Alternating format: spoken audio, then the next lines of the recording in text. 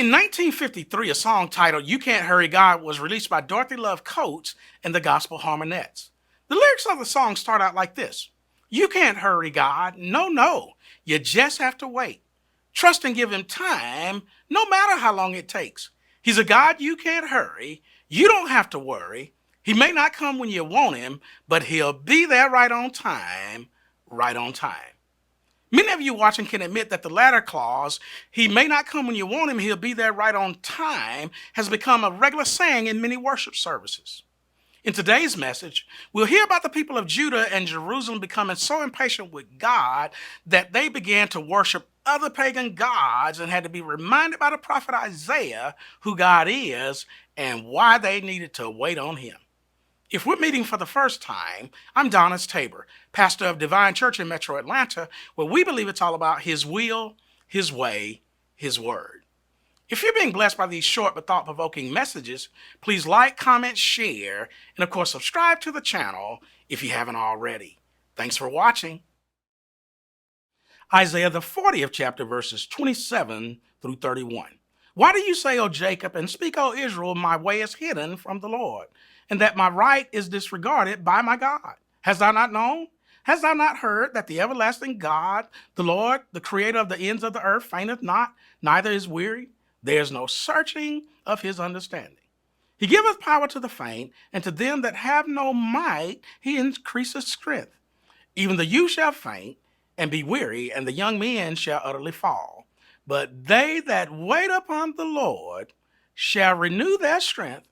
They shall mount up with wings as eagles. They shall run and not be weary. They shall walk and not faint. And for a point of emphasis, I want to read that verse 31 in your hearing again. But they that wait upon the Lord shall renew their strength. They shall mount up with wings as eagles. They shall run and not be weary. They shall walk and not faint. Today, I want to start off with raising a few questions. Have you ever gone to a restaurant and waited seemingly forever to be seated? After being seated, are you then placed on the food waiting list? While waiting, did your taste buds become tantalized by the other meals passing by your table? After finally receiving your meal and tasting that first bite, you would have to admit, at least on a few occasions, it's worth the wait. With all of this in mind, I want to witness to you for the next few moments from this thought. It's worth the wait. It's worth the wait. If one were to take a close look at chapter 40 of the book of Isaiah, they could easily conclude that verses 1 through 11 begins the chapter with a promise of comfort and deliverance. It goes on in verses 12 through 26 to promise that God actually possesses the power to deliver his people. The chapter concludes with today's text, verses 27 through 31, where the prophet Isaiah, he first reprimands the people of Judah and Jerusalem because of their skepticism and lack of trust. But then he closes out the chapter with an amazing promise that says, but they that wait upon the Lord shall renew their strength. They shall mount up with wings as eagles. They shall run and not be weary. They shall walk and not faint. Wow, what a promise. The first thing I noticed seeping from the text was the requirement mentioned in verse 31a, which informs us, but they that wait upon the Lord. The requirement is a simple choice that one must make, and that is to wait on the Lord. I want you to think about all of the times you spent waiting in long lines at a grocery store, in Walmart, in customer service after the Christmas holidays, the DMV, the airport security lines, and let's not forget the traffic here in Metro Atlanta. And that's just to name a few. But I get it. None of us like to wait. But have you ever truly thought about why you don't really like to wait? I know it seems that some are simply impatient while others are just rude. But I'm thinking, it's not really the wait or the time spent that gets us. I believe it's boredom, uncertainty, and anxiety brought on by the waiting. For example, think about the time that millions spend in Disneyland waiting in long lines. To me, Disney seems to have mastered the understanding of waiting, and therefore they use distractions to occupy our minds, seeming to ease the wait. They also, on the rides and attractions, they use what is called wait times that help to manage our expectations, which can remove and reduce the uncertainty. But I'm wondering, if we can spend all those moments of time waiting on man in line, why is it that it's so hard to wait on the Lord? May I suggest the reasons are just as the aforementioned ones. You see, waiting takes time. And while waiting, we become weary and restless. In other words, bored. Why? Because we lack the interest in understanding God's plan and timing for us. The not knowing creates unpredictability that leads to doubt, which is causing us to think that God has somehow forgotten us.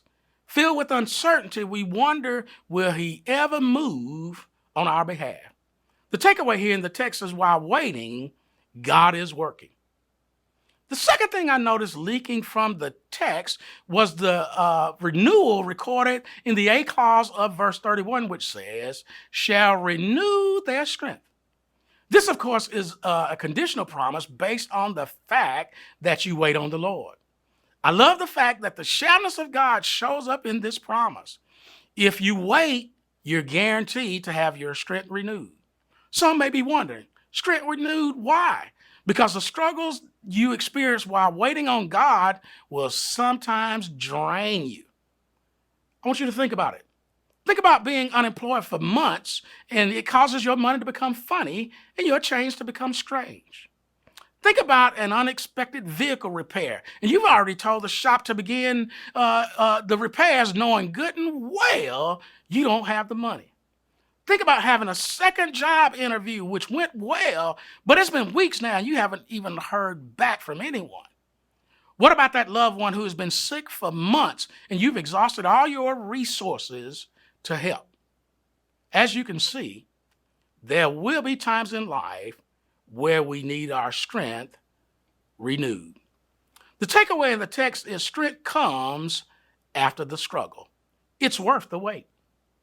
The third thing I noticed pouring from the text was the relocation found in the B clause of verse 31, which records, they shall mount up with wings as eagles.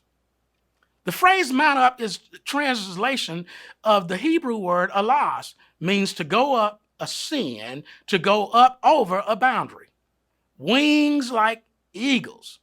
You see, I happen to love eagles because they possess some amazing characteristics. Sharing at least one, the eagle is known for their strength and courage. Even in dangerous, turbulent weather, they are found soaring safely above the storm. It seems to me that the prophet Isaiah has used the eagle to compare what we will be like if we wait on the Lord. The takeaway here in the text is if you want to mount up, you must wait up. The final thing I noticed pooling in the text was the reward guaranteed in the C clause of verse 31. They shall run and not be weary. They shall walk and not faint. Think about it. How often do we impatiently push ourselves into exhaustion in the name of pressing on? How often do we become out of sync in our walk with the Lord? How many times have we ran off and actually left the Lord? You see, he wants us to rest in him, walk with him, run alongside him, that we might not lose focus and fall out. The final takeaway here in the text is, when walking or running, pace yourself with patience that you may remain within his power. In closing, based on my own personal experiences, I've discovered that God's timing is perfect. He's never too early, nor is he ever too late. I'll admit it takes mastering in patience and much exercising in faith, but I can assure you it's worth the wait.